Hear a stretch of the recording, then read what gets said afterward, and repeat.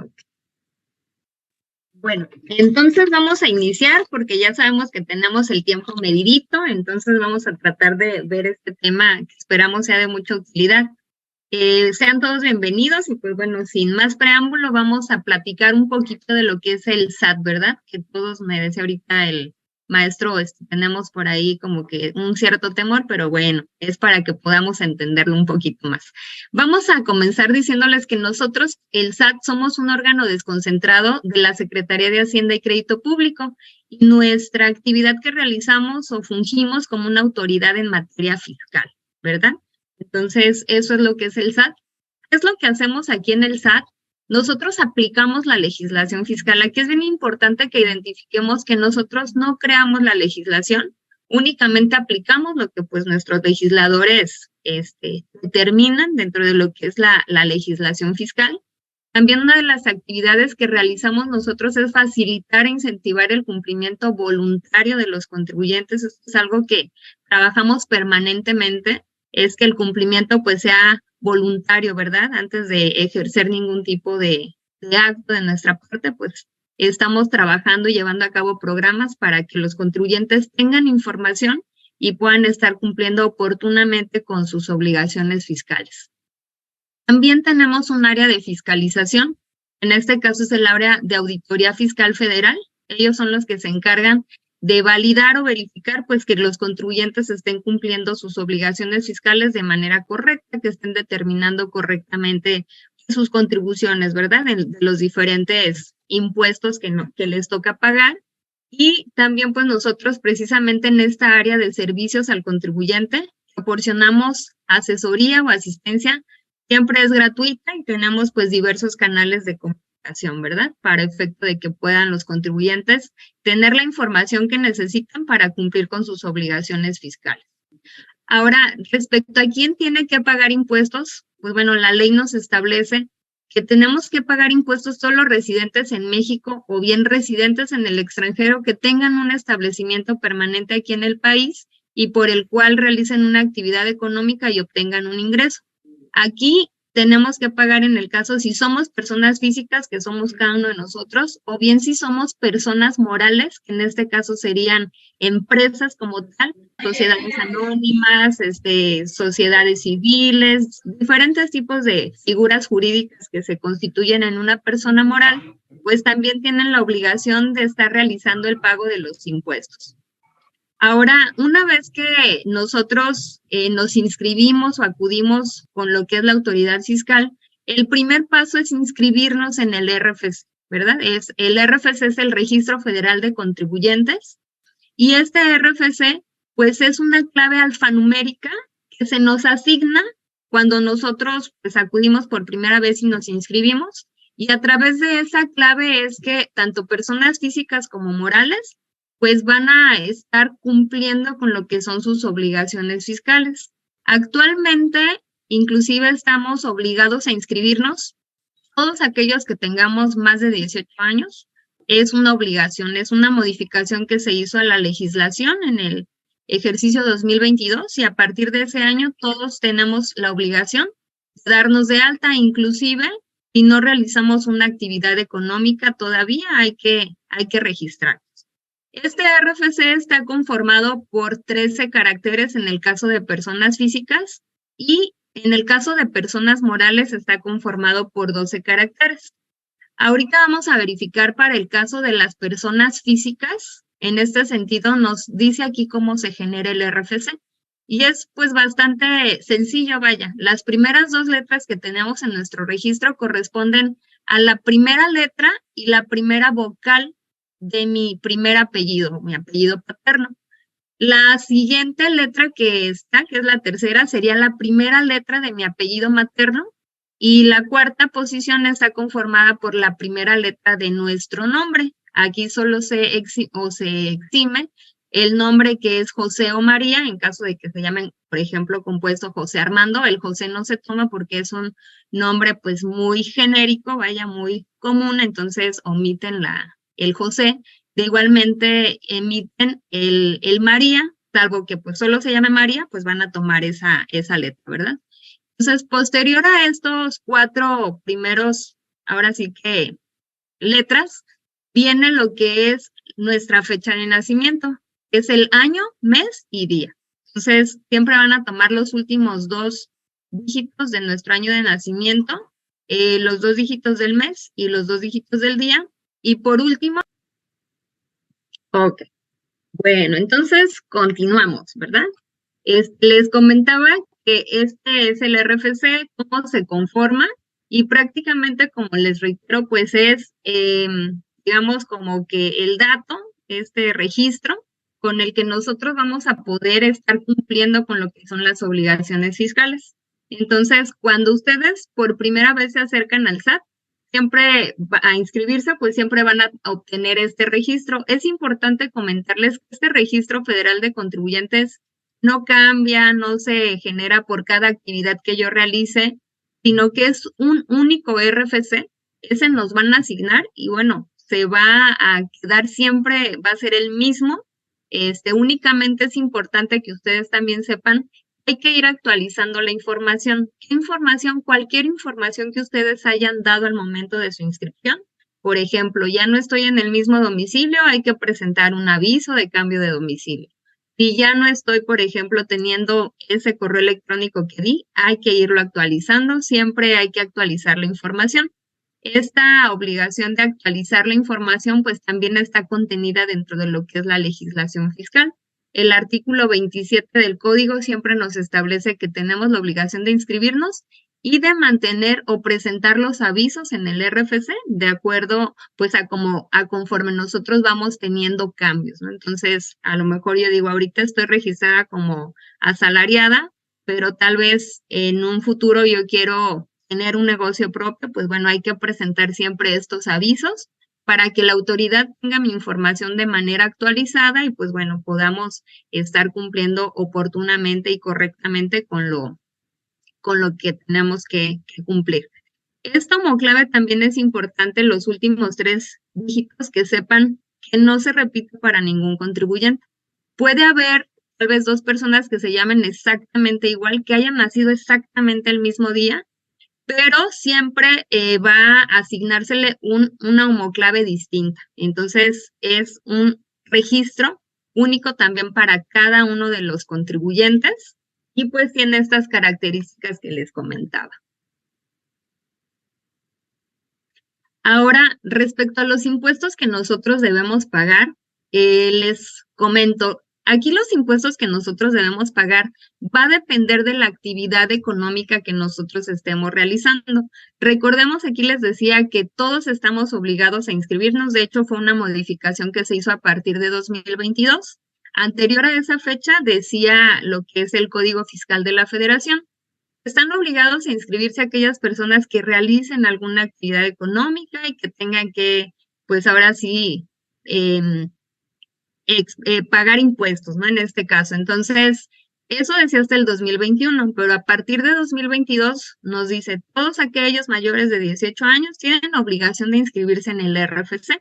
Entonces, a partir de 2022, todos los mayores de 18, les insisto, tenemos que inscribirnos. Ahora, ¿qué impuestos tenemos que pagar? Esto va a depender de la actividad económica que yo esté realizando, pero los más comunes que nosotros vamos a encontrar es el impuesto sobre la renta. Este impuesto, digamos que la característica específica es que este sí lo pagamos nosotros. Esta sí es nuestra aportación, en este caso, pues a lo que establece la Constitución, ¿verdad? Para el gasto público. Entonces, este dinero del impuesto sobre la renta sí va a salir de nuestra bolsa y este se paga prácticamente en cualquier actividad. Un ejemplo, los asalariados, quien cumple o nos retiene este impuesto es nuestro patrón. Él nos paga una nómina, en la nómina hace un cálculo, nos dice, te toca pagar este impuesto, él no lo quita y se lo entera a la autoridad. En otros regímenes o en otras actividades económicas, somos cada uno de los contribuyentes los que tenemos la obligación de estar determinando este impuesto y enterándolo a lo que es, pues, en este caso, la autoridad, que somos, pues, nosotros, ¿verdad? Ese es nuestro fin principal, nuestra razón de existir, el recaudar, pues, las contribuciones federales. Entonces, este impuesto sobre la renta, les digo, la característica específica es que lo pagamos nosotros y sale de nuestra bolsa, ¿verdad? Tenemos otros impuestos, en este caso, como lo es el impuesto al valor agregado, que seguramente pues muchos ya lo han escuchado, o si no lo han escuchado, lo han visto en sus facturas cuando adquieren algún bien o algún servicio, tienen su comprobante, pues ahí va desglosado comúnmente lo que es el impuesto al valor agregado, al igual que puede ser el impuesto especial sobre producción y servicios. Estos impuestos, o en este caso el IVA, se tiene la, digamos, característica, es un impuesto que siempre, siempre, siempre lo vamos a terminar pagando los consumidores finales del bien. Entonces, en este sentido, por ejemplo, si ustedes llegaran a tener algún negocio, no sé, venta de zapatos, cuando ustedes adquieran esos zapatos, ustedes van a pagar ese impuesto. Pero cuando ustedes vendan esos zapatos a un tercero, tienen ustedes que trasladarle también este impuesto a ese tercero, de forma tal que va a terminar pagando ese impuesto pues el último consumidor del bien, el que ya no vaya a volver a enajenar esos zapatos en este ejemplo. Entonces, esa es la característica principal. La tasa de impuesto que se está manejando actualmente para el IVA es del 16%, y pues esto siempre va a venir desglosado comúnmente en lo que son las facturas que nosotros solicitamos, ¿verdad? Entonces, en este ejemplo que estamos aquí poniendo, decía qué impuestos debe pagar una persona emprendedora. Pues bueno, aquí los impuestos que pagaría, ya sería que fuera una persona física o moral, serían comúnmente, pues estos principalmente son dos: el impuesto sobre la renta y el impuesto al valor agregado. Y el impuesto especial sobre producción y servicios es en específico sobre algunas actividades económicas, enajenación de bienes o prestación de servicios. Y bueno, en estas obligaciones, ¿dónde las veríamos reflejadas? Las veríamos reflejadas cuando nosotros nos inscribimos en el RFC. Nosotros llenamos un cuestionario, vaya, que nos pide ahora sí que el formulario de inscripción, en el cual nosotros vamos señalándole qué actividad voy a desarrollar. Y en base a esa actividad, el propio sistema nos va a asignar las obligaciones que nosotros tendremos que cumplir. Comúnmente, pues les va a señalar si tienen obligación de pagar declaraciones de forma mensual, de forma anualizada, si tienen que presentar alguna otra declaración, en este caso que se llaman informativas. Inclusive, cuando concluyen su trámite de inscripción y emiten su constancia de situación fiscal, ahí también va a venir qué obligaciones tengo que presentar, e inclusive las fechas en que debo de estar cumpliendo con estas declaraciones o con estas obligaciones. Entonces, ahorita les vamos a hablar de lo que es el régimen simplificado de confianza. Este es un régimen, digamos, el más nuevo que contempla la ley.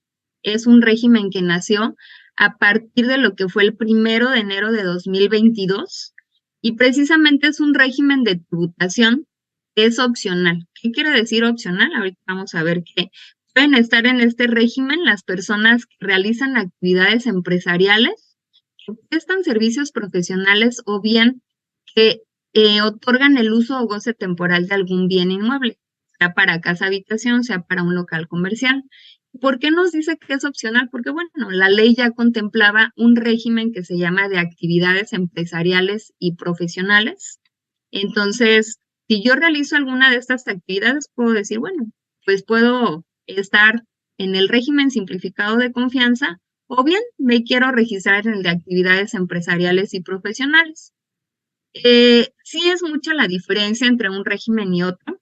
En cuanto a las obligaciones, ahorita vamos a hablar del régimen simplificado de confianza y vamos a hacer pues tal vez una comparativa con lo que son en este caso los otros regímenes. En el caso de arrendamiento, por ejemplo, existía ya este régimen de arrendamiento como tal, en el cual pues también tenemos obligaciones distintas. Y el régimen simplificado de confianza pues también incorporó a personas que se dediquen a realizar esta actividad de arrendamiento. Entonces, pues yo puedo elegir si quiero estar en uno o quiero estar en otro. Únicamente es importante que ustedes conozcan, cuando la ley nos pone opciones para poder tributar, nosotros tenemos que elegir una y durante todo ese ejercicio fiscal tenemos que cumplir de esa forma. No podemos decir, bueno, enero lo pago en un régimen y febrero en otro y en marzo me regreso y así. Entonces, también nos contempla que tiene que ser por todo el ejercicio que nosotros tenemos, pues en este caso, que estar cumpliendo con estas obligaciones. Entonces, aquí ya les adelanté un poquito, ¿verdad? Lo de la lámina, les decía quiénes pueden estar. Este tipo de contribuyentes, los que realizan alguna actividad empresarial, prestan servicios, y aquí nos establece como un punto particular las personas que se dedican a actividades agrícolas, ganaderas, silvícolas o pesqueras, que finalmente, si nos vamos a lo que establece el Código Fiscal de la Federación, pues estas actividades están incluidas dentro de las actividades empresariales. Sin embargo, pues hacemos la mención en particular toda vez que estas personas que se dedican a este sector primario, pues adicionalmente gozan de una exención, que ahorita más adelante la platicamos. ¿Qué quiere decir exención? Que por esos ingresos no van a pagar impuestos sobre la renta, ¿verdad?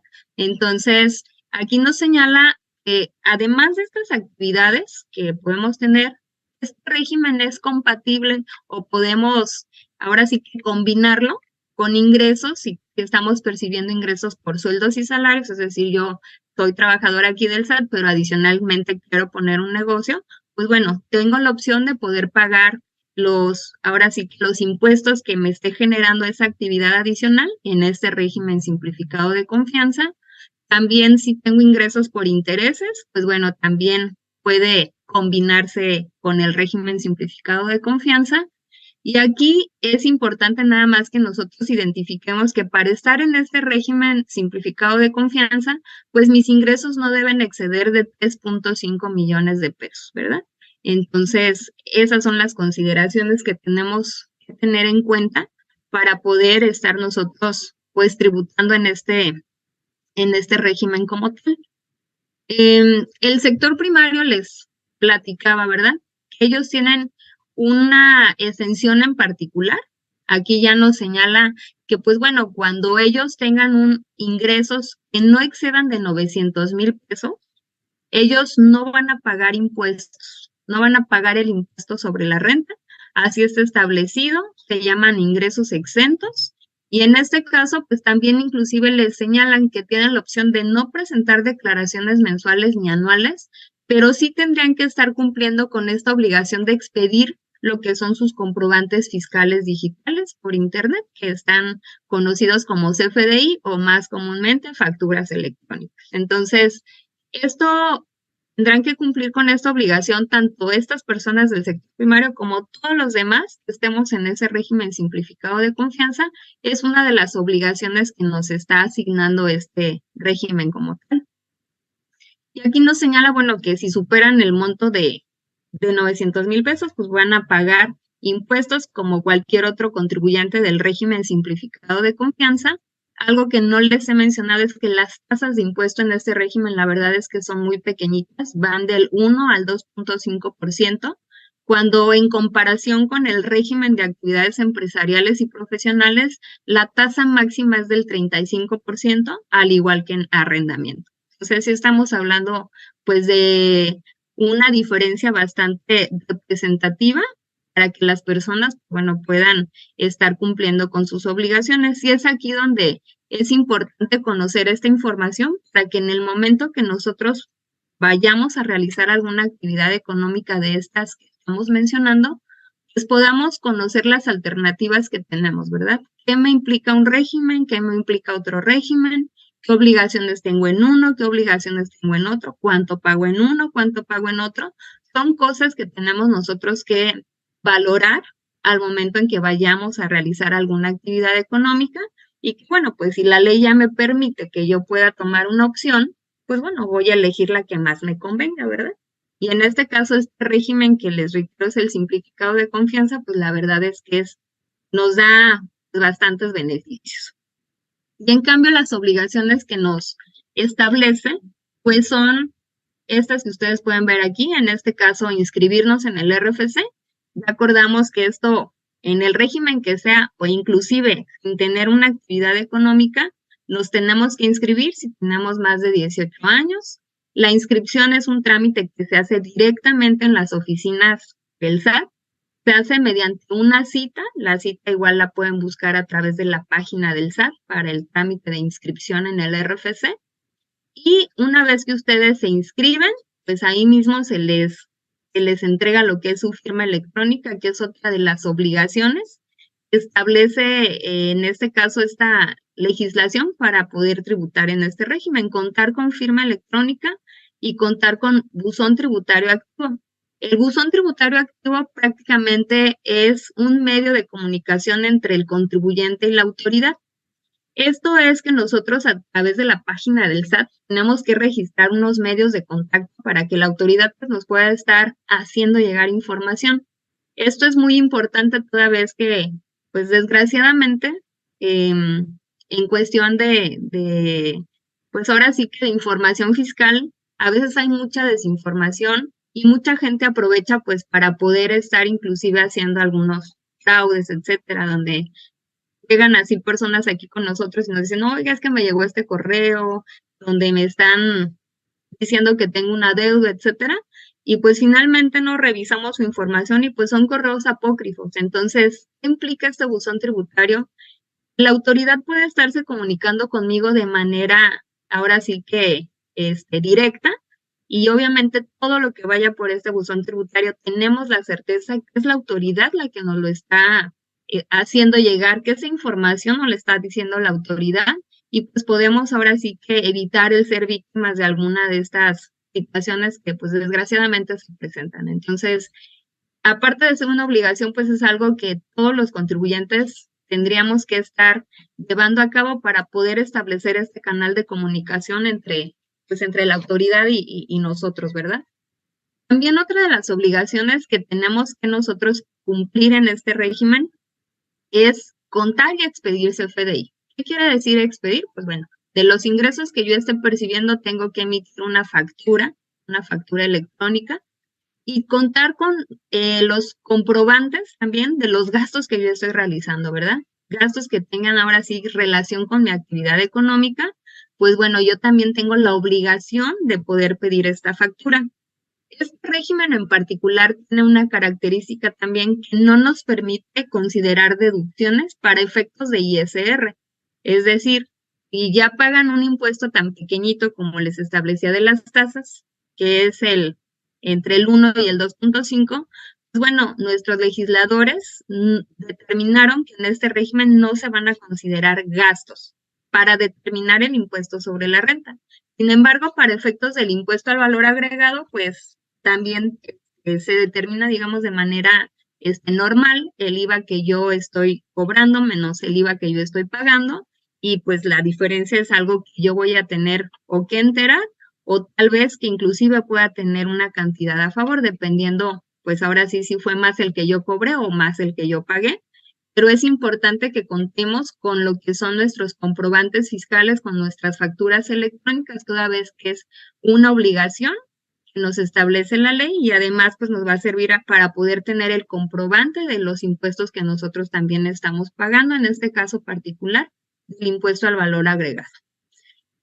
Adicional a esto, también la obligación que nos da este régimen es presentar una declaración mensual.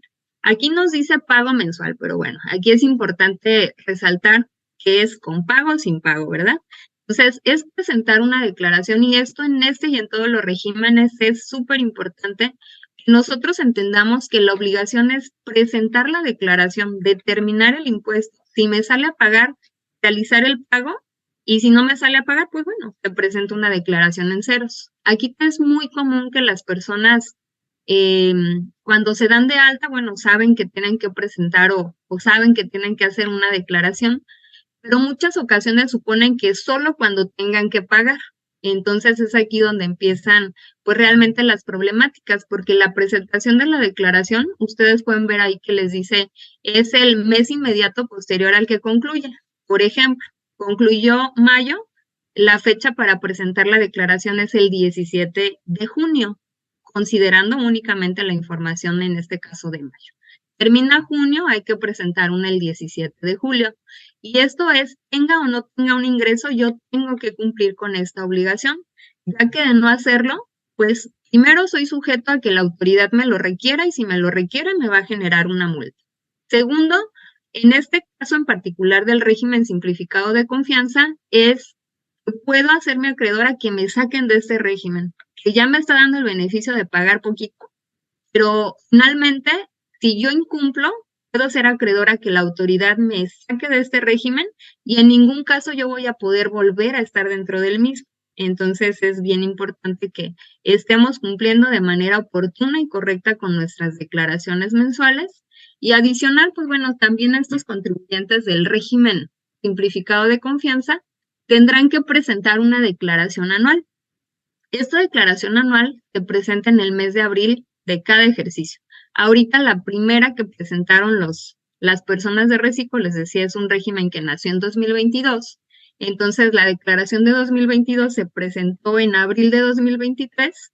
Pues bueno, fueron nuestras primeras declaraciones anuales de Reciclo, pero pues año con año tendrán que estar cumpliendo con esta obligación, presentar su declaración y pues en todo caso determinar el impuesto correspondiente.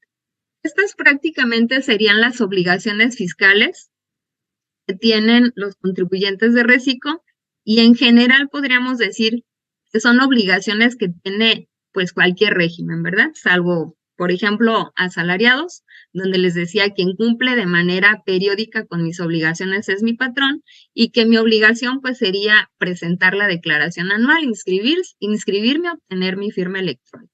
En este régimen de salarios, por ejemplo, nosotros no somos quien expide un comprobante. Nosotros recibimos un comprobante que es una factura electrónica y que tiene un complemento que se llama de nómina, ¿no? Comúnmente pues, lo conocemos como el recibo de nómina, pero pues este régimen, les digo, en particular de salarios es así, pero todos los demás regímenes donde nosotros tenemos una actividad económica, comúnmente vamos a tener estas obligaciones que ahorita estamos mencionando aquí.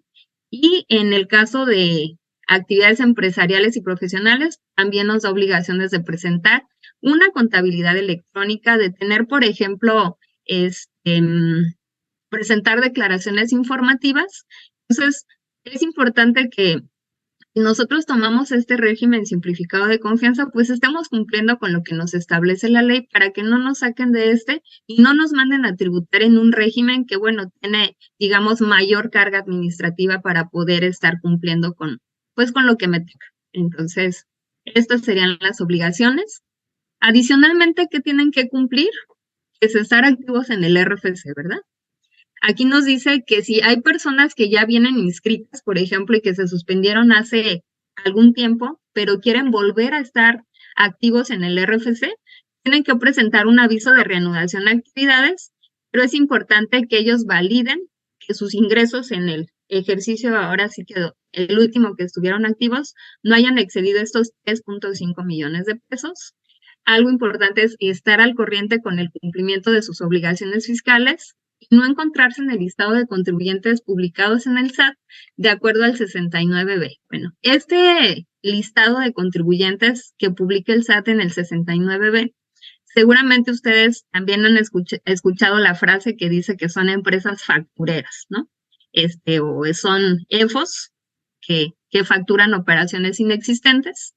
Entonces, precisamente el SAT, después de un proceso que realiza pues el área de auditoría, si determina que algún contribuyente está en el supuesto de estar expidiendo facturas sin tener realmente todo la infraestructura, el soporte, trabajadores, etcétera, para poder emitir esas facturas, los publica en este listado y una vez que los publica, pues bueno, todas las operaciones que podamos llegar a tener con ellos o que ellos hayan realizado, pues no se consideran, no son válidas, vaya como tal.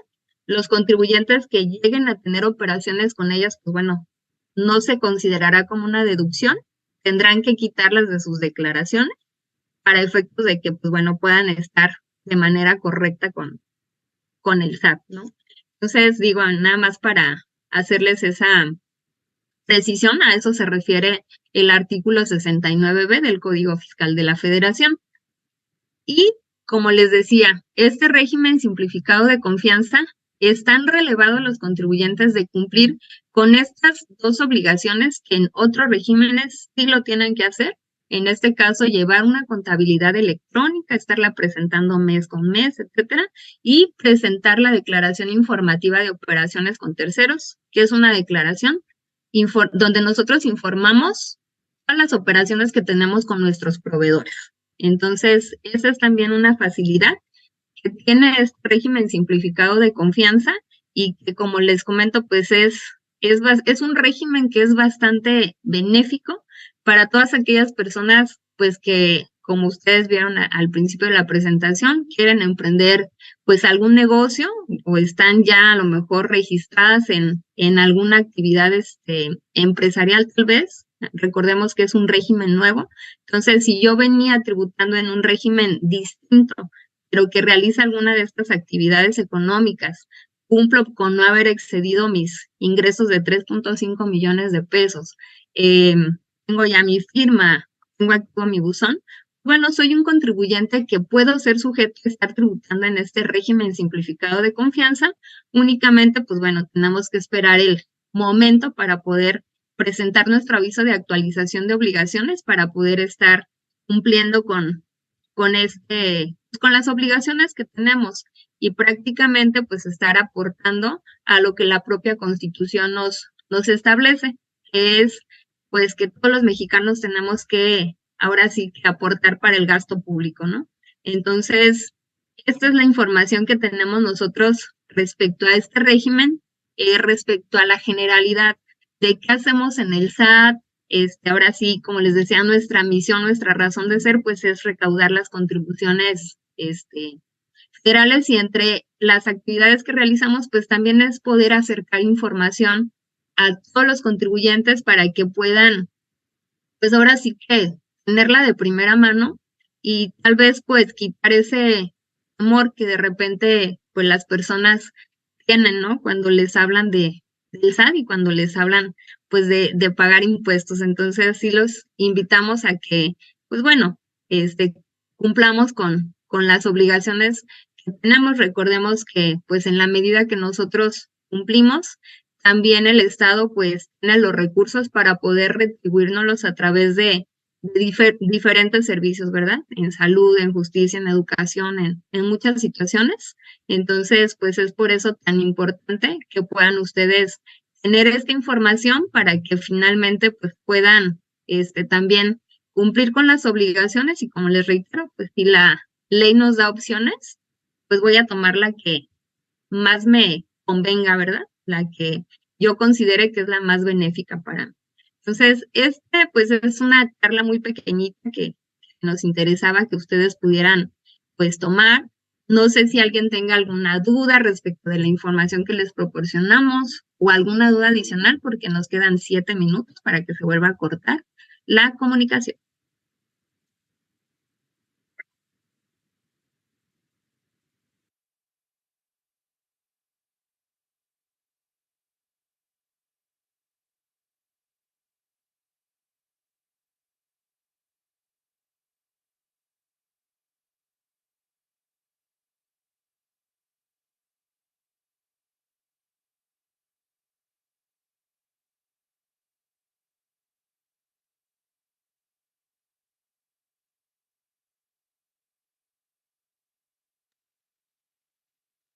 Pues creo que no tienen dudas, fui muy clara o de plano no me entendieron mucho, ¿verdad? Pero bueno, finalmente creo que acá hay dos comentarios en el chat, a ver, vamos, a ver. Taca, taca, taca. Muchas gracias, todo muy claro. Ah, sí, sí, no hay problema, aquí lo tenemos. Yo creo que no hay, pues realmente ninguna duda al respecto. La verdad es que, pues digo, es información a veces así muy concreta, pero que esperamos que realmente sea de utilidad para ustedes. Siempre les decía, hay dos cosas de lo que no nos vamos a salvar. Una es que nos vamos a ir de este mundo y la otra es que no vamos a poder omitir pagar impuestos, ¿no? De manera directa, indirecta, vamos a hacer un pago y qué mejor que hacerlo de manera consciente, de manera informada, que la verdad es lo que pues nos va a ir ayudando a que allá afuera se vaya cambiando esta opinión del pago de impuestos, que se vaya cambiando esta imagen, ¿no? Que tenemos a veces como, pues como autoridad y que vayamos pues todos siendo un poquito más conscientes de la importancia que tiene mi contribución, ¿no? A veces decimos, bueno, pues es poquito, sí es poquito, pero la verdad es que cada peso, pues ahora sí que aporta y ayuda. Entonces, para que podamos lograr un bien común como sociedad, yo creo que es parte de la responsabilidad que todos nosotros, pues, tenemos que cumplir, ¿no? Aparte de ser una obligación. Pero pues si no tienen otros comentarios, ya leí muchas gracias por sus comentarios del chat. Les agradecemos mucho, mucho su tiempo, que hayan podido darse este tiempo para poder recibir esta información y esperamos realmente que no sea la primera vez que podamos tal vez en alguna otra plática poderles llevar alguna otra información que pueda ser de utilidad para ustedes. Les agradezco infinitamente su tiempo y pues quedamos aquí a la orden. Que tengan excelente tarde.